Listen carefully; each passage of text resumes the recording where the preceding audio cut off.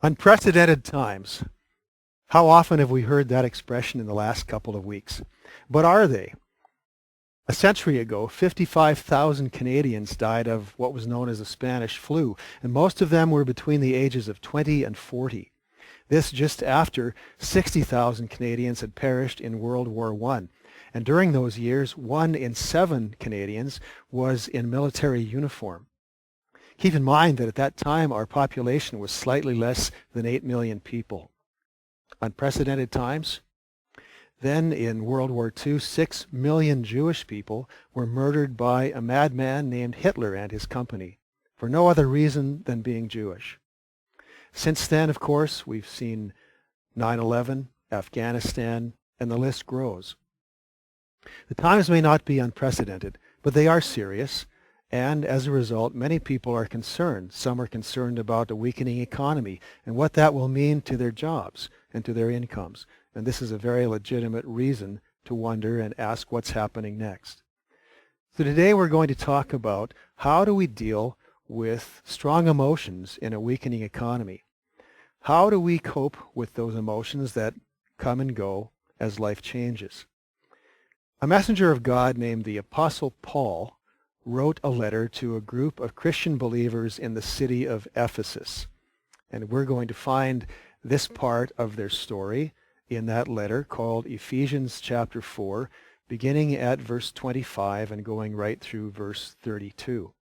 They lived in challenging times also, but these people who had come from different backgrounds had an encounter with the Christ, with Jesus, the Messiah.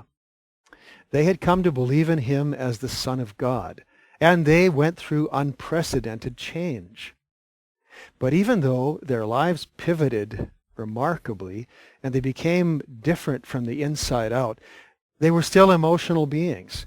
People with strong passions, people with intense feelings, sometimes people with unpleasant emotions, really just like us.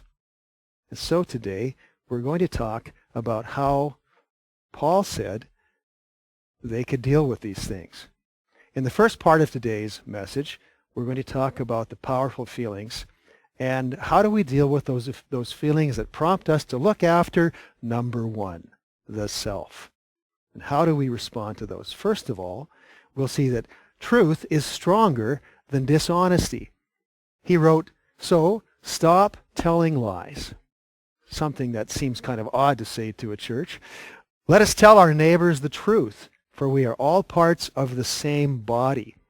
Lying had become a way of life, so they were to stop doing that. And in fact, this was one of the great changes that came into their lives as believers.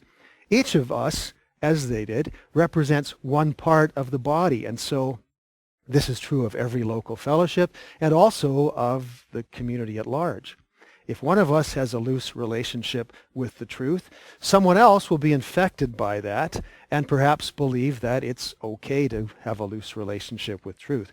Others will be affected by it or hurt by it as people say things that aren't true or say careless words. And it's very hurtful to be on the receiving end of anonymous third-party gossip or even lies about one's character. But truth is stronger. And so in these days, as governments make decisions to try to release new measures to help people who lose jobs, one thing that we need to be truthful about and be sure is that we don't pad the truth about our needs and therefore prevent other people from receiving the help that they need. We practice social kindness in this way and consider others' well-being. In our office, we have an antiseptic spray that we spray on surfaces and wipe clean to try to kill viruses that might linger there. And it's kind of similar to what happens to our character when we come into relationship with Christ. We need to practice this kind of care that cares for our souls with the truth. Truth that is a great antiseptic and removes things that are false. And we do this by telling the truth to one another. But truth in biblical teaching is not only having our facts straight. It goes deeper than this, and it actually speaks of Jesus, who is the author and the embodiment of truth. And so another thing he's referencing here is how we speak about Christ or are mindful of Christ's presence in our lives as we communicate with one another. Just a few sentences before the verse I just read, it says that they had learned the truth that comes from Jesus. And so we can pivot from careless talk and careless words to truth that matters by talking about him or talking about what he's doing in our lives. Not that we have to talk about him in every conversation, but the point is that his presence and the presence of his truth in our lives motivates us to speak truthfully and kindly to one another. He is truth personified and deeply involved in our lives. A man named Kagawa, a Japanese Christian, spoke about truth. And he said, "I'm grateful for Shinto, Buddhism, and Confucianism. I owe much to these faiths. The fact that I have a spirit of reverence, that I have an insatiable craving for values that transcend this earthly life, that I strive to walk the way of the golden mean, I owe to the influence of these ethnic faiths. Yet these three faiths utterly fail to minister to my heart's deepest needs. I was a pilgrim journeying up on a long road that has no turning. I was weary. I was footsore. I wandered through a dark and dismal world where tragedies were thick. Buddhism teaches great compassion, but since the beginning of time, who has declared, 'This is my blood of the covenant, which is poured out for many for the remission of sins?' There is no other atonement than that of Jesus Christ alone." The truth that Jesus gave himself for us on the cross and then rose from the dead humbles our approach to life and conversation. Maybe you need to stop this video right now and think about things that trigger a tendency to pad the truth or embellish the truth, and then decide to be truthful with others. But a second thing that the Apostle Paul talks about we'll term as self-control being stronger than anger. And don't sin by letting anger control you. Don't let the sun go down while you are still angry, for anger gives a foothold to the devil. Anger can be present, but it doesn't have to be in control. This kind of anger, when out of control, is described as violent irritation, expressed by either hiding oneself from others or dirty looks, harmful words, inconsiderate actions. Anger in itself is not wrong. In fact, this can be translated, be angry, but don't sin. I used to pray when angry, "Father, forgive me for being angry." Instead, now I pray, "Father, I'm angry. Help me manage this right. Help me use it for good." Anger can be used for good things. Jesus spoke of a king who was angry at his forgiven servant, who refused to forgive a fellow servant who owed him far less than he himself had been forgiven. Jesus himself became angry at people who took a court in the temple and misused it for their own gain when it was supposed to be a designated place for people from all over the world to pray. Anger is sometimes imperative. It's a state of being, but there's a fine line between anger being right and anger being wrong. Doctors Les Carter and Frank Minirth, in their book, The Anger Workbook, gave conditions or backgrounds for anger. Among them are fear, loneliness, pride, feelings of inferiority, and other things that tend to generate anger, which is so often a secondary reaction. Fear of economic failure, loss of jobs, for example, can fuel anger and irritable reactions these days. The doctors Minirth and Carter also discuss some reasons why we rationalize anger instead of addressing it. Excuses they list include, "The past is too painful. Forgiveness is too good for this person who offended me. Why should I try when no one else does? Anger is a familiar habit. It gets to feel safe and a pattern." The authors tell of a man who keenly felt the pain of his past and wondered why he couldn't move forward. And one of them addressed him this way, You can move forward, but to do so, you'll have to drop the idea that life is always going to be fair. Your mom and dad weren't fair all those years ago, and it appears unlikely they will change anytime soon. I'm thinking now, though, that what is most profitable for you, rather than what is fair, is to acknowledge that you cannot control the past, but you can choose a new direction for yourself. Self-control is stronger than anger. Paul continued, for anger gives a foothold to the devil. He's showing us here, by God's Spirit, that behind our emotional battles there is often a spiritual battle.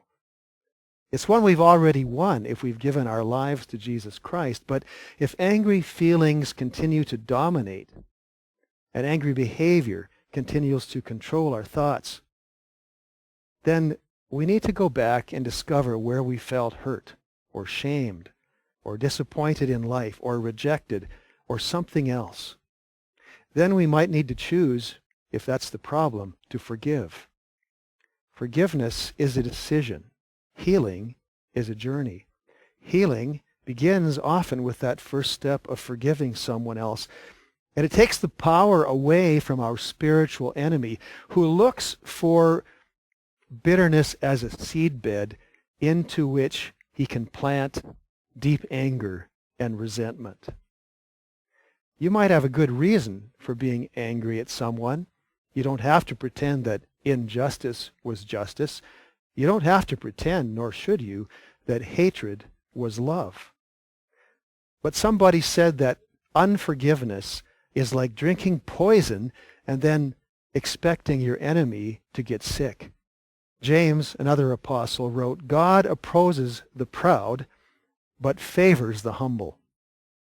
So humble yourselves before God. Resist the devil, and he will flee from you. Humbly acknowledge that God is in control, and your self-discipline will grow stronger than angry feelings. If anger runs your life or your behavior, you might need to go back and identify where you got hurt.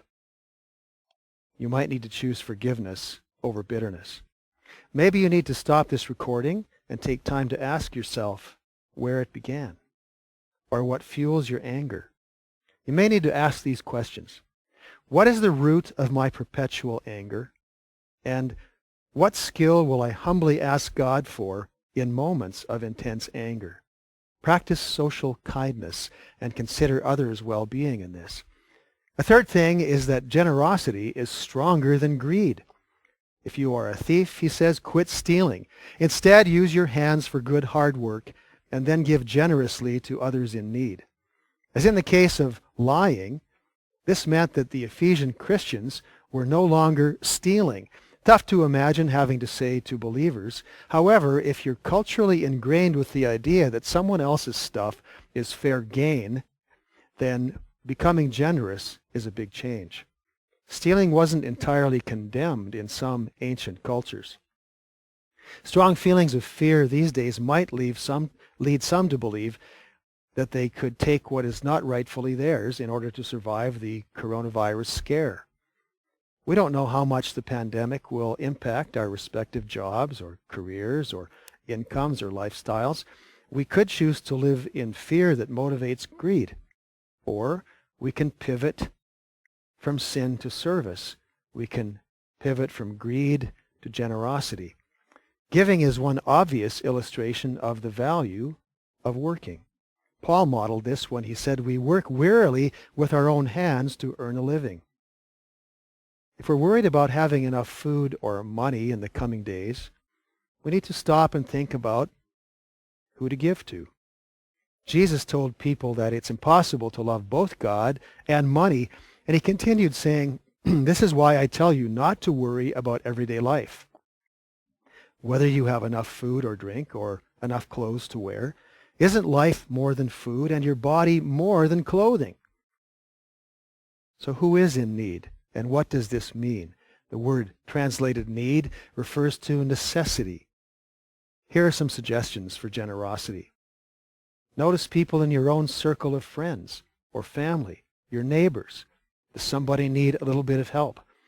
Maybe we could buy gift cards from local grocery stores and other businesses and give them to neighbors and friends who are being shortchanged by a lack of work or a downturn. In that way, we're not only helping them, but supporting local business. See if your congregation is receiving requests for help to deliver things or to purchase things for those in need, and see how you can be involved. Contact your local food bank or the Salvation Army or other outlet and see if they need help or funding, keeping in mind that face-to-face encounters are likely impossible. Merely thinking about being generous does not really help. Henry Nouwen said, "You don't think your way into a new kind of living, you live your way into a new kind of thinking." An author named Reggie McNeil tells of a couple who sold more books that they had written than they ever thought possible. And quietly, they began giving 50% of the revenue away to an organization that they deeply loved. They gave sacrificially while they lived check to check. McNeil says, whereas most people have income goals, they have giving goals. What about you?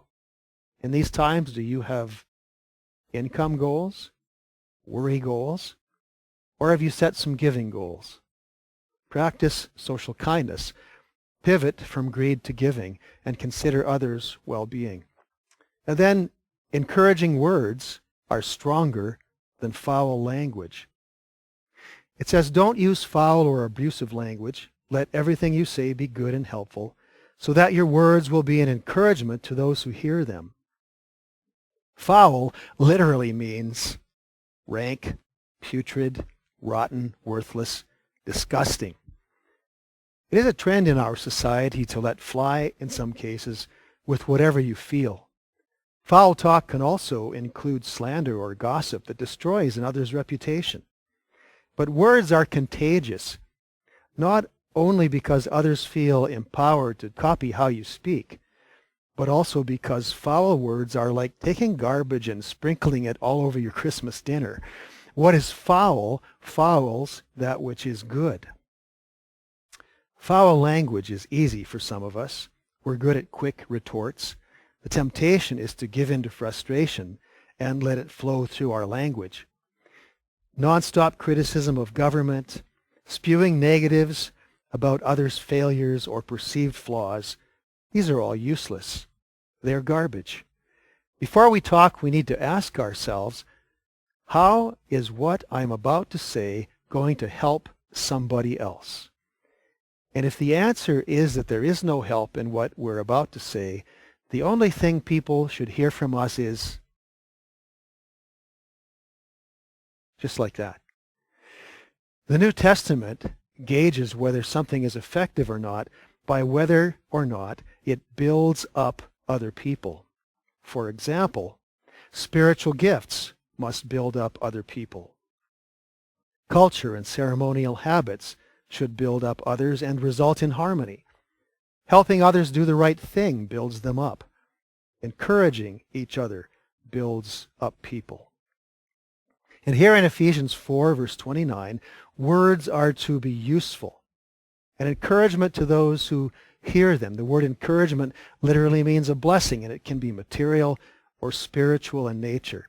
And tucked into this verse is the Greek word charin, or grace, reminding us that our words are to build people up and point them in a direction of spiritual growth or blessing.